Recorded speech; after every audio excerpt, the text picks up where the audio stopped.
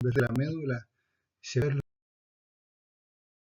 los extractos, cómo se ubican en los cordones blancos, anterior, posterior y lateral. Vean, esto es simétrico, ¿no? Se repite de igual forma en ambos lados. Acá en forma didáctica, a modo didáctico, del lado izquierdo van graficados los fascículos descendentes y del lado derecho los fascículos ascendentes. En el descendente vemos los corticoespinales, vemos que existe un corticoespinal anterior, un corticoespinal lateral y otros como son los vestíbulo espinal, rubro espinal, tectoespinal, olivoespinal. El corticoespinal es lo que constituye el fascículo corticoespinal o piramidal. Puede ser directo cruzado, como ven acá, y los otros que son los extrapiramidales, o sea, los que vienen desde otros núcleos que no son diferentes a la corteza. Y del lado derecho, los fascículos ascendentes, vean en el cordón posterior solamente los de delgado y cuneiforme, los espinos cerebelosos anterior y posterior que están ubicados en el cordón blanco lateral, en los espinotalámicos anterior en el cordón blanco anterior y el lateral en el cordón blanco lateral. Recuerden que en el asta gris posterior de la médula se encuentran las neuronas sensitivas, en la cual hacen sinapsis las fibras que vienen desde afuera, entrando por la raíz posterior. Acá tenemos graficada la vía termoalgésica, la vía del dolor y la temperatura, que es la espinotalámica lateral. Toda vía ascendente tiene su primera neurona en el ganglio de la raíz posterior, donde hay neuronas de tipo pseudo-unipolar. Esto quiere decir que tienen una prolongación que luego se divide en dos, una prolongación periférica, que es la que contacta con los receptores, que pueden estar a nivel de piel, exterocepción, o a nivel de receptores internos, como son en músculos, articulaciones, tendones, etc., que es la propiocepción o interocepción. Aquí la otra prolongación, que es la central, que es la que ingresa por la raíz posterior, hace sinapsis en alguna neurona de la raíz posterior, del asta posterior, cruza la línea media y asciende a lo largo del tronco cerebral, formando los diferentes lemniscos, agrupándose en lemniscos, hasta llegar al tálamo, en el núcleo ventral posterior del tálamo, que es un núcleo de integración donde hacen sinapsis todas las vías ascendentes excepto la olfatoria. Luego pasa por la cápsula interna, la corona radiante, hasta llegar al área 312 en la circunvolución parietal ascendente, que es el área sensitiva primaria. O sea que tenemos ganglio de la raíz posterior, asta posterior de la médula, tálamo y corteza, 4 neuronas. Pero recuerden que la primera sinapsis se hace en el asta posterior de la médula, porque en el ganglio, si bien está la primera neurona, no se hace sinapsis allí. La vía del tacto y la presión sigue el mismo recorrido, exactamente el mismo recorrido, pero es la espinotalámica anterior, o sea, va por el cordón blanco anterior. Esta es la vía del tacto epicrítico, la propiocepción consciente y la vibración. El fascículo delgado y el fascículo cuneiforme, que ascienden por el cordón blanco posterior. La diferencia es que una vez que ingresan no cruzan la línea media, sino que ustedes ven que asciende por el mismo lado, ipsilateralmente, hasta los núcleos delgado y cuneiforme en el bulbo, donde hacen sinapsis, recién allí, cruzan la línea media y ascienden, igual que los demás tractos, hasta el tálamo, el núcleo ventral posterior lateral del tálamo, y sigue el mismo recorrido que habíamos dicho anteriormente. Vean cómo algunas fibras se desprenden, son las fibras arciformes, que forman el fascículo cúneo cerebeloso, o sea que el cerebelo también se está enterando, o se está informando de esta vía, de esta información.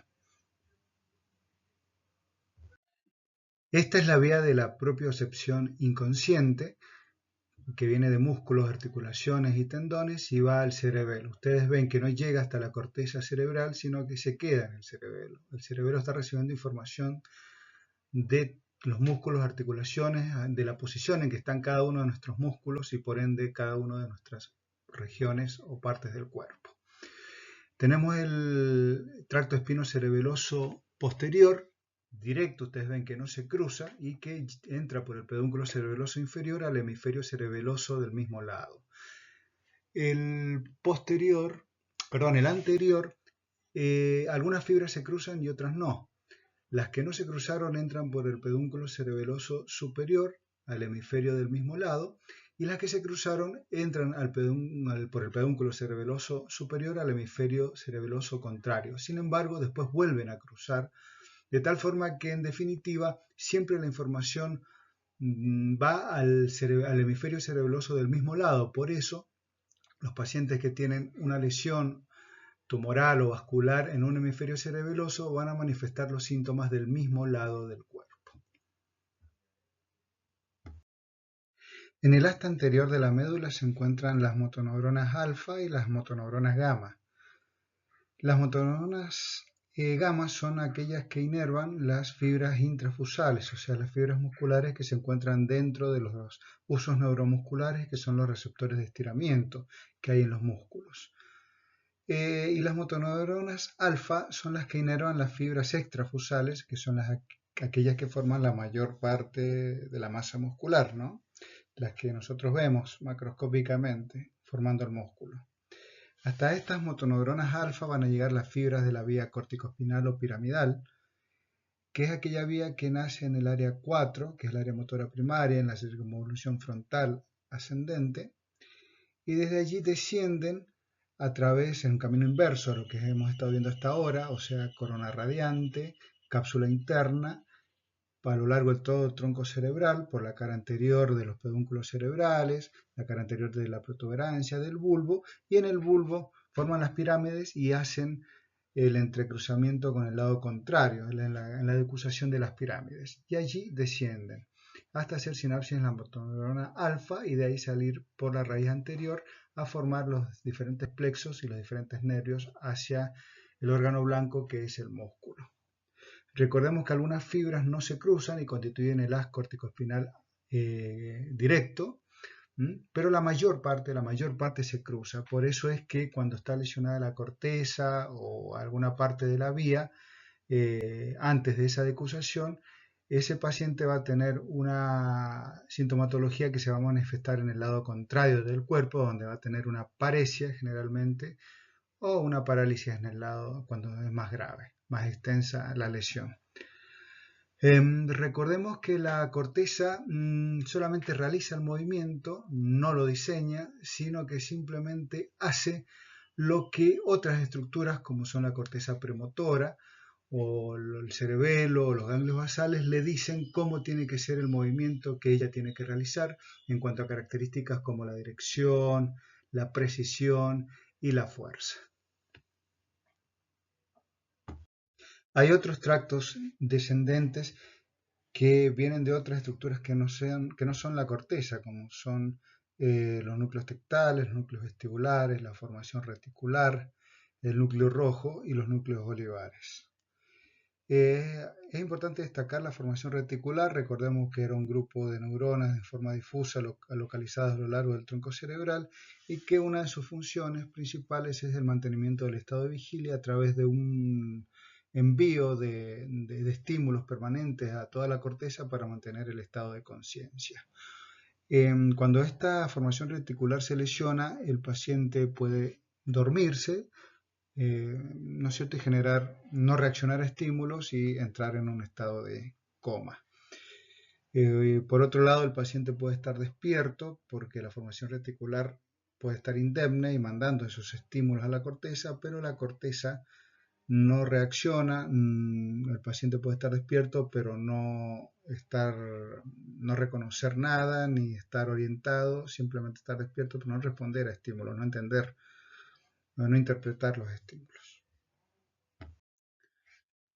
En la corteza cerebral está representado nuestro cuerpo, las diferentes regiones de nuestro cuerpo, tanto en la corteza motora primaria como en la corteza sensitiva, a través de este homúnculo, donde vemos que tiene una cara, luego de abajo hacia arriba sigue la mano con un importante pulgar, y entre estos dos elementos, entre estas dos regiones, ocupan la parte inferior y media, casi toda la circunvolución. Luego viene el miembro superior, tronco y miembro inferior en la parte media de la circunvolución. Esto tiene que ver con el tipo de movimiento, los movimientos precisos. Ustedes ven que la cara y la mano, si bien tienen poca masa muscular, tienen que desarrollar, aprender importantes movimientos precisos, difíciles. Y en cambio lo que es el tronco y miembro inferior, a pesar de tener una importante masa muscular, no tiene que desarrollar movimientos precisos. Entonces, la representación de la corteza, en la corteza de nuestro cuerpo tiene que ver con eso, con la precisión del movimiento y no con la fuerza.